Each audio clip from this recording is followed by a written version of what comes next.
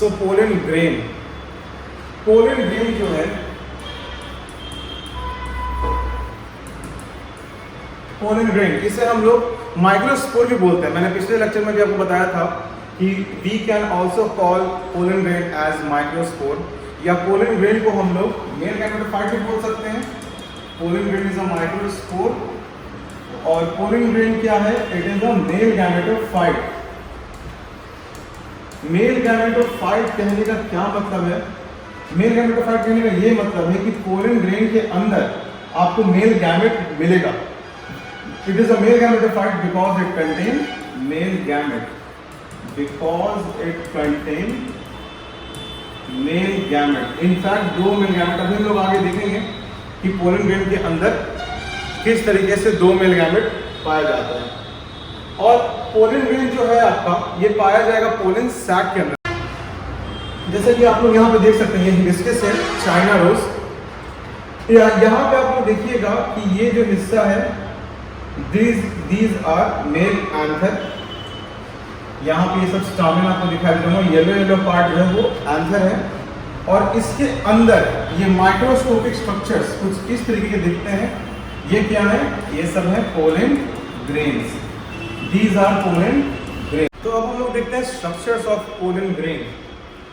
अगर हम लोग पोलन ग्रेन का स्ट्रक्चर देखते हैं तो यहाँ हमें मिलता है सबसे पहला एक आउटर लेयर।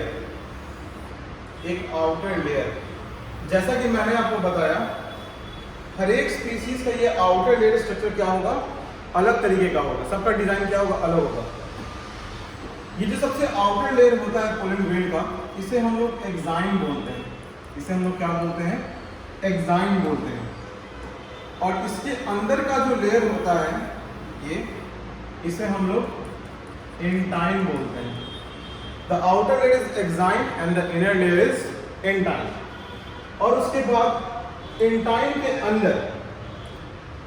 के अंदर आपको एक लार्ज सेल मिलेगा।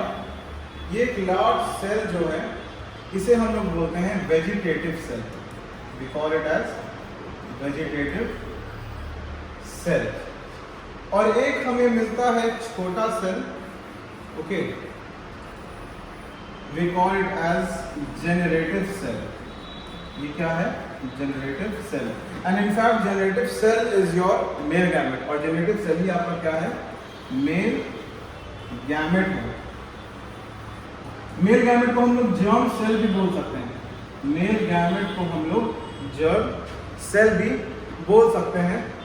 और यहाँ पे अगर आप देखें तो हम लोग अभी क्या देखेंगे कि एक्साइन जो है ये कहीं कहीं डिसकंटिन्यूअस होता है। एक्साइन जो है ये किसी किसी जगह पे क्या होगा? डिसकंटिन्यूअस होगा। तो वहाँ पे क्या हो जाएगा? एक होल टाइप का बन जाएगा। एक्साइन कहीं कहीं क्या होता है? डिसकंटिन्यूअस होता है, तो वहाँ पे एक होल टाइप का बन जाता है।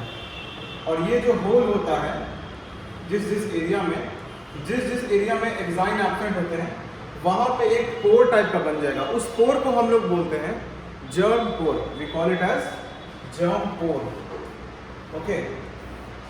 We call this area as germ pore, okay. तो इस पोलन ग्रेन के स्ट्रक्चर में यहाँ पे हम लोग स्टार्ट करेंगे सबसे आउटर मोस्ट लेयर एक्साइन से, ओके।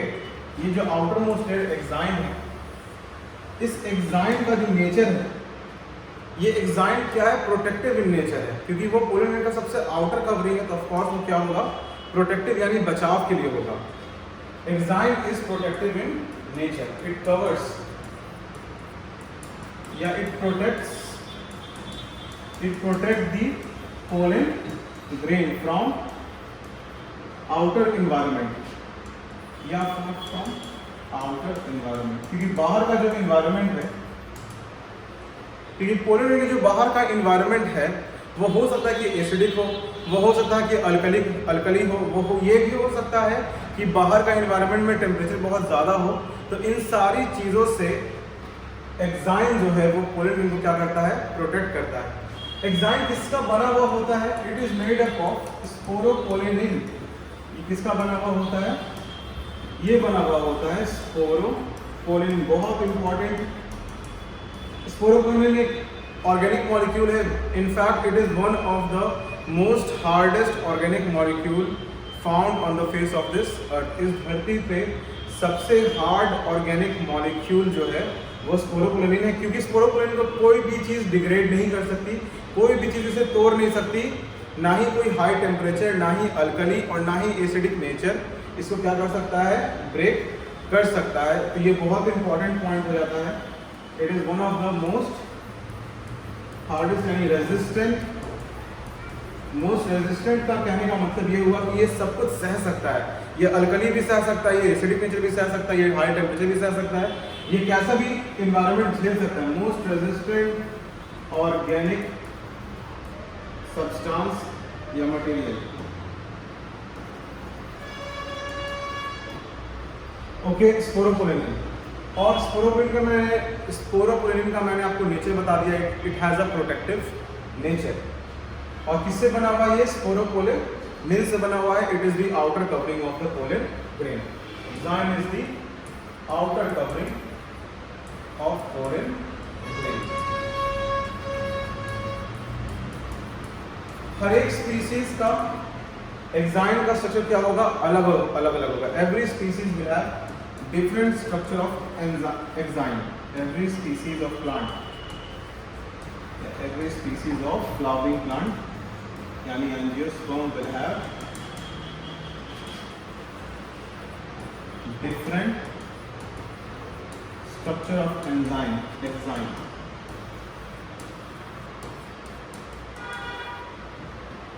जितने भी एंजियोस्पर्म है, जो भी जितने भी फ्लावरिंग प्लांट्स हैं, जितने भी स्पीसीज है फ्लावरिंग प्लांट में, सबके पोलन ग्रेन का एंजाइम का स्ट्रक्चर क्या होगा?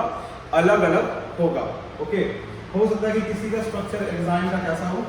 ऐसा हो सकता है कि किसी का एंजाइम का स्ट्रक्चर बहुत सिंपल ऐसा हो सकता है किसी का एंजाइम का स्ट्रक्चर ऐसा।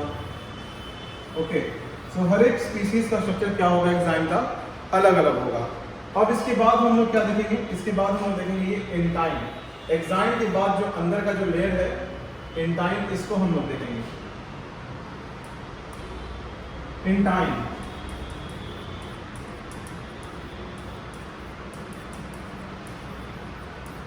Inner layer of pollen grain. और एंजाइम किससे बना हुआ होता है? एंजाइम बना हुआ होता है सेल्यूलोज और पेक्टिन का। It is made up of cellulose and pectin. Cellulose plus pectin. ये सेल्यूलोज और पेक्टिन का बना हुआ है।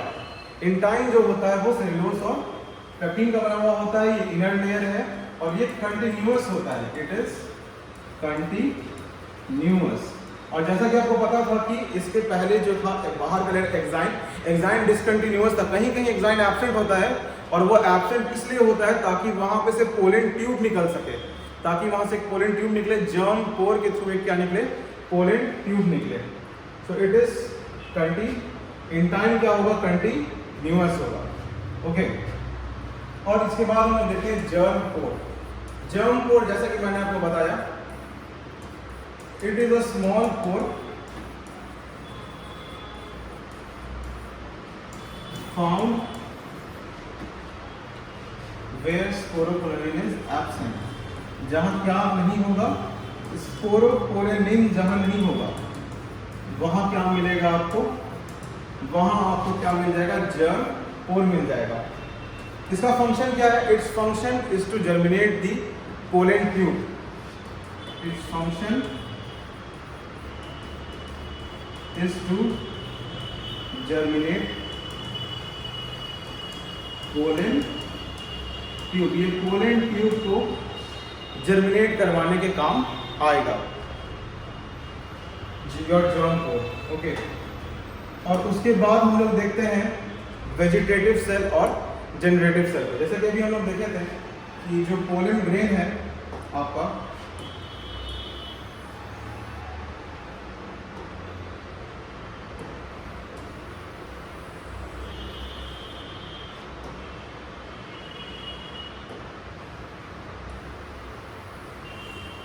सपोज एक एंजाइम और यहाँ पे अंदर आपका ये जो लार्जर सेल है, ये जो लार्जर सेल है ये है आपका vegetative cell. Larger cell is your vegetative cell. तो वेजिटेटिव सेल जो बड़ा होगा इसका फंक्शन क्या है? इसका फंक्शन ये है कि वेजिटेटिव सेल फूड प्रोवाइड करवाता है जनरेटिव सेल को। वेजिटेटिव सेल के पास अबंडेंट फूड रिजर्व होता है, यानी बहुत ज़्यादा मात्रा में फूड रिजर्व होता है वेजिटेटिव सेल के पास। वो किसको देता है? वो फूड जनरेटिव सेल को देता है ग्रो करने के लिए, ताकि वो मेल जर्म सेल जो है ये ग्रो करे और इजली माइटोसिस से क्या करे? डिवाइड करे और फर्टिलाइजेशन के लिए क्या हो जाए? रेडी हो जाए। हम लोग देखते हैं वेजिटेटिव सेल के बारे में क्या क्या पॉइंट्स। सबसे पहला point, it is a large central cell. ये क्या है? लार्ज सेंट्रल सेल है। It is a large central cell. It has abundant food reserve। इसके पास क्या है? abundant food reserve है। किसके लिए है? for generative cell। for ये generative cell के लिए इसके पास बहुत ज़्यादा abundant food reserve है, बहुत सारा food reserve है generative cell के लिए।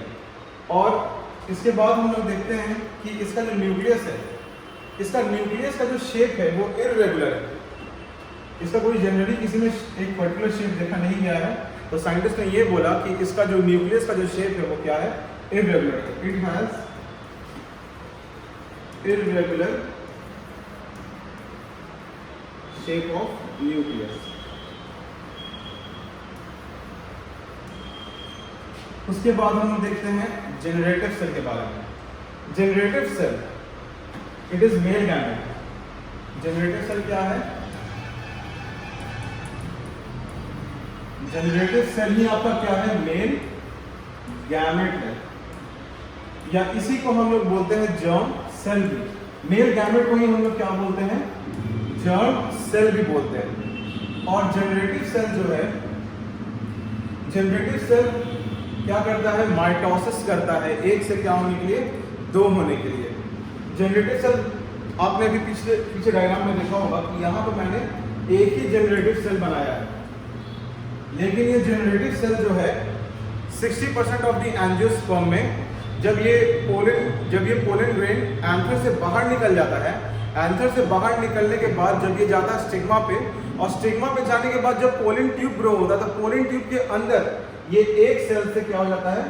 दो सेल्स हो जाता है माइटोसिस करते वक्त। लेकिन 40% एंजियोस्पर्म में ये क्या करता है? रिलीज होने से पहले ही ये दो में क्या होता है? डिवाइड हो जाता है। 40% एंजियोस्पर्म में ये कैसा हो जाएगा? 40% एंजियोस्पर्म में ये इस तरीके से डिवाइड करेगा। ये जो लेट सपोज ये जनरेटिव सेल है, और लेट सपोज ये क्या है आपका?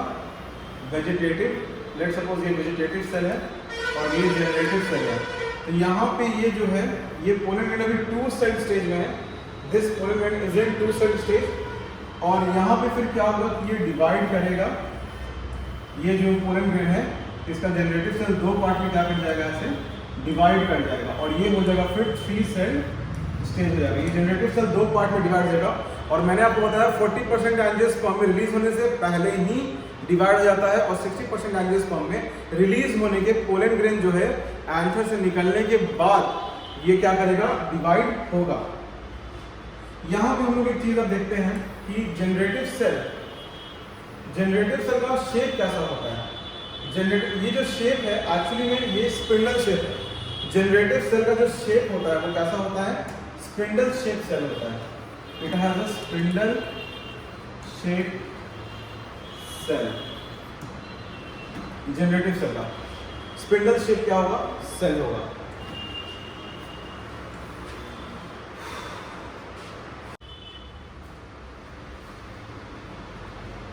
So some important points on pollen grain।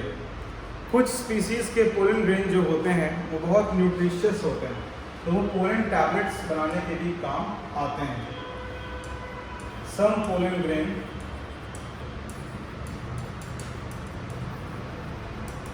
Are rich in nutrition. वो न्यूट्रिशन में क्या होते हैं? रिच होते हैं। सो इनको हम लोग टैबलेट्स के फॉर्म में कन्वर्ट कर लेते हैं, और ये जनरली स्पोर्ट्स पर्सन जो होते हैं वो स्पोर्ट्स पर्सन के भी बहुत काम आता है ये जो न्यूट्रिशियस पोलन टैबलेट होता है। और ये साथ साथ हम लोग हॉर्सेस को भी खिलाते हैं जो हॉर्सेस रेस में पार्टिसिपेट करते हैं। तो इसके वजह से हम, और जनरली वो लोग भी लेते हैं जो बॉडी बिल्डिंग करते हैं, क्योंकि ये बहुत न्यूट्रिशन में हाई होता है, तो इसे हम लोग जनरली फूड सप्लीमेंट के तौर पे भी ले सकते हैं। Some pollen grain are rich in nutrition, so they are used as pollen tablet, so they are used as pollen tablet. Okay, कौन कौन यूज करते हैं? स्पोर्ट्स पर्सन यूज करते हैं, रेस में हॉर्सेस यूज करते हैं, और जनरली जो लोग, एक कॉमन पर्सन भी इसको यूज कर सकता है, इसमें कोई बड़ी बात नहीं है। हॉर्सेस भी इसको यूज करते हैं, और जो लोग जनरली जिम जाते हैं या जो लोग फिटनेस में इंटरेस्टेड रहते हैं वो लोग भी ये लेते हैं। देन सेकेंड पॉइंट कि पोलन ग्रेन जो होता है एलर्जिक भी होता है, दे ऑल्सो कॉज एलर्जी। सारे के सारे नहीं, लेकिन generally most of the pollen grain they cause allergy. कुछ लो लेवल पे एलर्जी कॉज करता है, कुछ हाई लेवल पे भी एलर्जी कॉज करता है। तो आप लोगों ने ये देखा होगा कि अगर आप फ्लावर कभी स्मेल करते हो तो फ्लावर कभी कभी स्मेल करते करते छींक आता है। ये इसलिए होता है कि पोलन ग्रेन आपके नाकों में चल जाता है, और नाक में जाने के बाद वो एक एलर्जी कॉज करता है, तो जो आप स्नीज करते हो। और जनरली किसी किसी पोलन ग्रेन से तो बहुत ज़्यादा ही स्नीज होता है, जैसे फॉर एग्जांपल पार्थेनियम से एलर्जी बहुत ज़्यादा होता है। ओके, उससे जनरली अस्थमा भी होता है, ब्रोंकाइटिस भी लोगों को हो जाता है ज़्यादा पार्थेनियम इनहेल करने से, पार्थेनियम का पोलन ग्रेन इनहेल करने से। They also causes allergy, example में आपके एनसीईआरटी में दिया हुआ है, पार्थेनियम का एग्जाम्पल दिया हुआ है। पार्थेनियम जिसका कॉमन नाम है कैरेट ग्रास, ये एक वीड है, अनवांटेड प्लांट, जो जनरली खेतों में ग्रो हो जाता है या घर के आसपास भी ये ग्रो हो जाता है, पार्थेनियम। और इसके बाद है हमारा कि पोलन ग्रेन को हम लोग प्रिजर्व भी कर सकते हैं। वी कैन ऑल्सो प्रिजर्व, जो बहुत स्पेशल स्पीसीज हैं तो आप उसका पोलन ग्रेन को प्रिजर्व कर सकते हैं फ्यूचर यूज के लिए। वी कैन ऑल्सो प्रिजर्व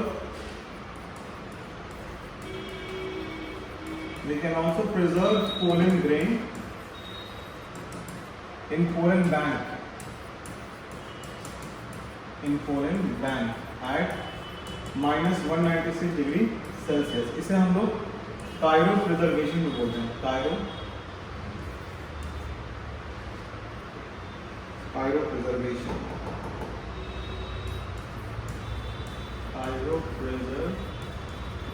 किसी भी चीज़ को एकदम ठंडे इन्वायरमेंट में स्टोर करने को हम लोग कायरो प्रिजर्वेशन बोलते हैं। We can also preserve pollen grain in pollen bank at -196 degree Celsius. फिर उसके बाद हम लोग बात करते हैं वायबिलिटी की।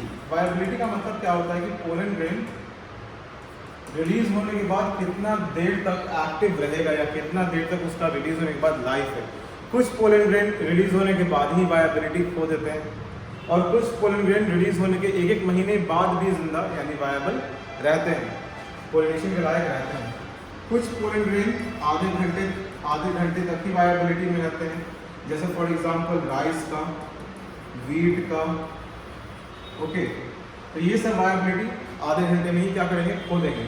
और कुछ जो है एक मंथ तक, 30 डेज तक भी वायबल रहते हैं, जैसे पी का, ओके, जैसे मैंगो का। तो कुछ प्लांट्स क्या रहेंगे, बहुत लंबे समय तक वायबल रहते हैं, और कुछ बहुत जल्दी ही अपना वायबिलिटी क्या करते हैं, खो देते हैं। जैसे आपका 30 मिनट्स तक क्या बताया मैंने, wheat and rice, 30 days P, mango, और